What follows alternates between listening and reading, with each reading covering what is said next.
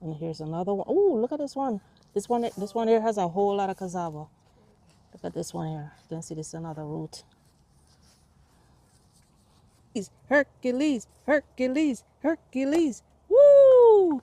Oh, beautiful. Yay. Our first cassava is out of the ground. Yay. Well, this cassava isn't gonna harvest itself. Ah, let's get in there and do a cassava harvest today. Chaya plant has gotten probably a good 12 feet high, just like the cassava. Probably more like, yeah, 12 to 15 feet high. So let's go on in here. I think I'm gonna have to chop back some of this chaya. It's covering the soursop. We're gonna cut it back and we're gonna try and get that cassava that's right back there.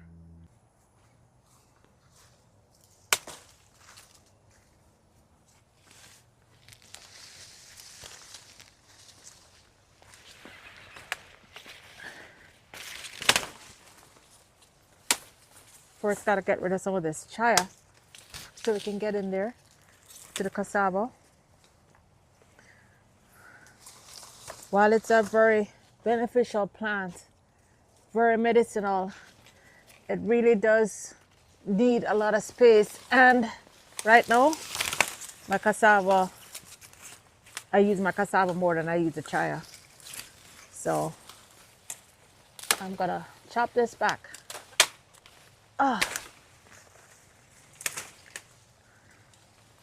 Chaya is very easy to just break.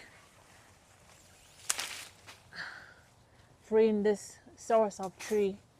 This is a soursop right here. That's cassava. Cassava is mixed in with the chaya right now.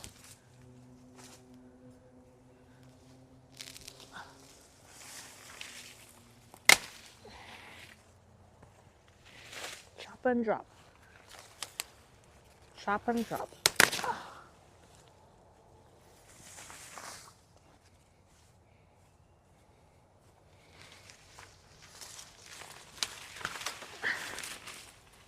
Oops.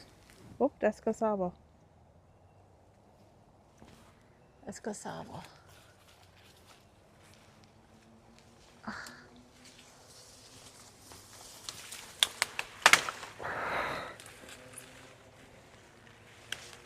Plan on planting some of this cassava by the chicken run area. Those branches are ready to plant. And I have help today. My son and his bride, the newlyweds, are gonna help me. So we're gonna get started on this root. There's another root back there. Not sure if we're gonna get to it. Depends on how fast they work. If we can get to two today, but I don't want to work them too hard because then they won't come back. First, my son got in there and cut all the branches off so that we can get to the actual cassava root without getting ripped up. So the key with cassava is finding the roots and uncovering it. So you see we found one big root here that is massive. Look at how wide this is. And then you just go around and try and find each root. Here's another one. Oops. And here's another one. Oh, look at this one. This one here has a whole lot of cassava. Look at this one here. You can see this is another root.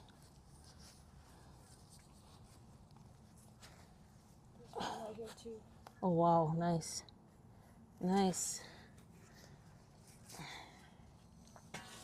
So you just take something and kind of carve this around it, and here's another root here. And just if you're gonna use a shovel, just be extremely careful because the cassava damages very easily. So you wanna be very, very easy. Yeah, there's a root right there.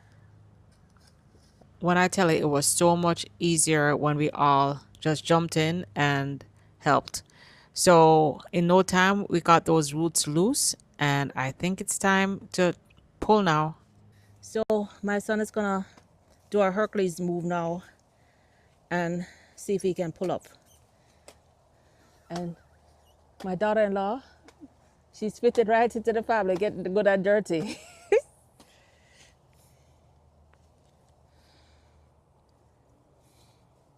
All right, Hercules, Hercules, Hercules, Hercules. Woo! Oh, beautiful. Yay. Our first cassava is out of the ground. Yay. All right, one more to go. This is where we pulled everything from. You can see, guys, look how rich and beautiful that soil is. And we also cut back the chaya drastically. I'm gonna chop the chaya all the way down to the ground, and this whole area just gonna be all cassava. You can see that little soursop now. Maybe it will thrive now that there's not so much chaya. And here's what we harvested. Yeah, pretty good harvest. Um, I have more than enough cassava in my freezer still, even though we use it. It's a lot of cassava. So I'm gonna probably turn all of this into cassava flour because we love to make dumplings with cassava flour. A blend of the cassava flour and all-purpose flour makes a perfect mixture of to get your dumpling really nice and moist and with gumption. And for those of you who have been asking for cassava sticks, we have a ton of cassava sticks. I'm gonna stick these back in the ground to keep them alive and keep them fresh. But tons of cassava sticks for anyone that wants cassava stick. All right, that's it for this video. My daughter-in-law is over there working hard, helping me pull weeds.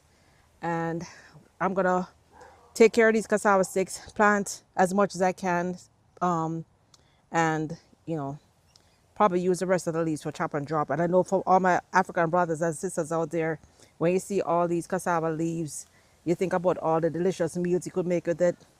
I am not familiar with how to use the cassava leaves, so I'm going to use it as chop and drop. So it won't waste. It will go right back into feeding the soil so we can have some more 20-foot cassavas. All right, guys, till next time. Bye now.